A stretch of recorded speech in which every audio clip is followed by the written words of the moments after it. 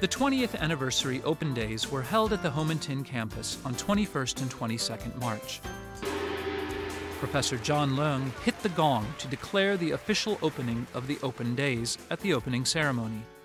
About 1,200 visitors got to know more about the OUHK and its modes of education through an array of dedicated programs such as exhibitions, games, demonstrations, video shows, talks, performances, and campus tours.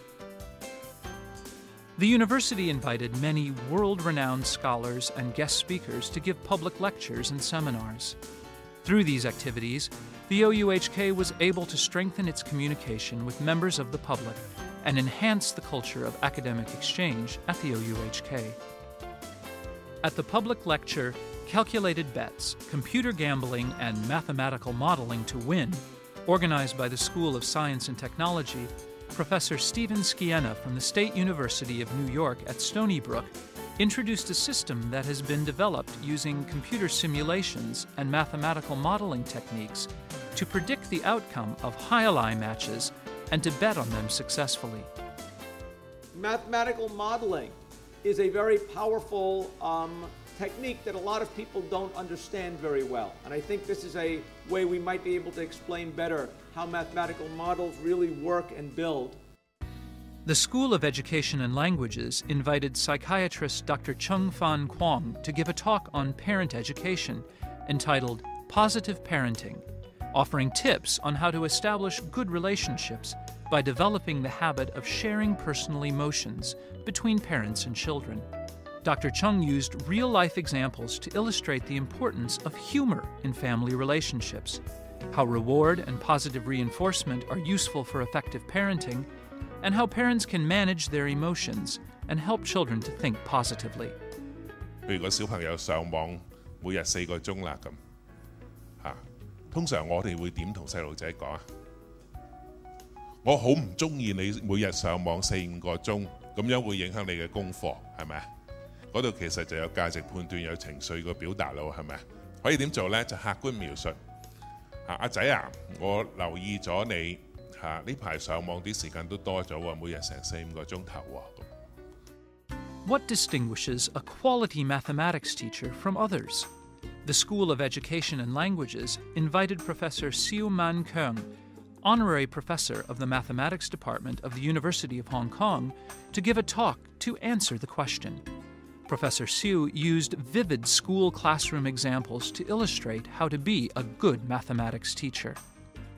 2/3隻蘋果要分4份，咁每份咁佢就畫啲圖畫啦，咪畫咗啲圖畫出嚟咯喎，咁畫下佢話我知啦，1/6咁，咁佢嗰個姐姐咧就好冇耐性啊，鬧佢啊 ，no， 唔係，你咁蠢㗎，咁都錯得嘅，你而家係做緊乘數啊，唔係除數啊咁。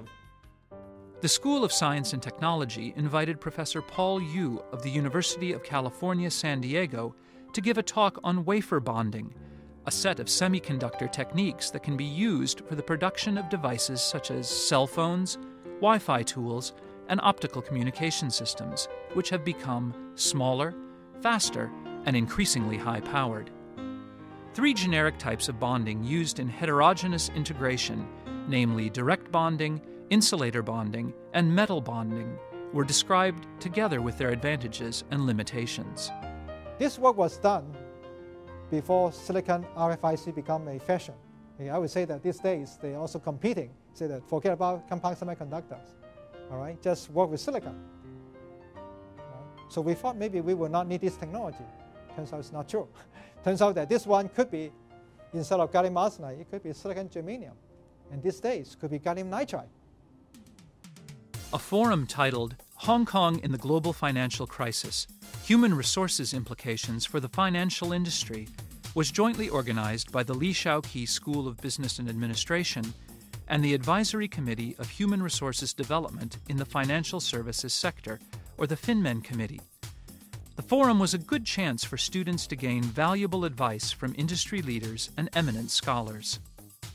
In his keynote speech, Secretary for Financial Services and the Treasury, Professor K.C. Chen, said the financial services would continue to be an important pillar of Hong Kong's economic development and perform an indispensable role in the modern economy, despite the temporary setback brought about by the financial tsunami. The forum was chaired by Mr. Ignatius Chan. Panelists included Mr. Chris Chan, Professor Stephen Cheung, Mr. David Loy, Mr. Alvin Mack, and Mr. Andrew Choi. Let's get into a bit of more of the meat of the issue. How have all these changes, Andrew, affected the employment picture for the sector? In particular, I'd like you to point out the change in demand for different types of jobs, pay scale, remuneration standard. Recently and internationally, there has been an increasing interest in student learning outcomes. The University Grants Committee believes that its funded institutions should be encouraged to consider adopting outcome-based approaches to judge whether the processes and deployment of resources are effective in enabling students to achieve the intended student learning outcomes.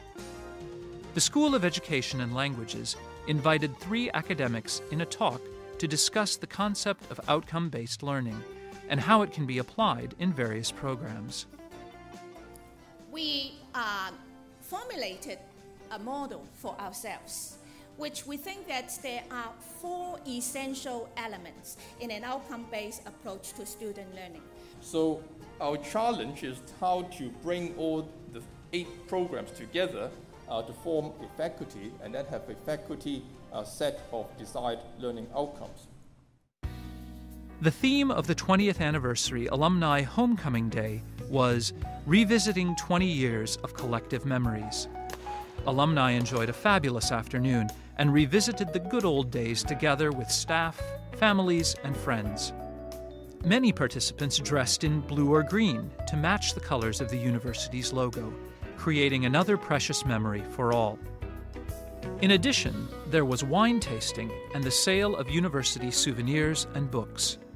The Alumni Homecoming Day kicked off with the launch of the book Dreams No Longer Far Away, on the inspirational stories of 20 graduates. The book, published in Chinese, details the stories of how our students have overcome all kinds of difficulties with courage and determination during their course of study at the OUHK. Since its establishment 20 years ago, the Open University of Hong Kong has always creatively met the needs of students, providing them with flexible studying options and innovative technology support. The OUHK is always planning for the future, believing that a blended teaching and learning mode, incorporating face-to-face teaching, conventional distance teaching and learning, and pure online teaching and learning, can offer even greater flexibility and personalization. It may very well become the preferred mode of tertiary education in the future.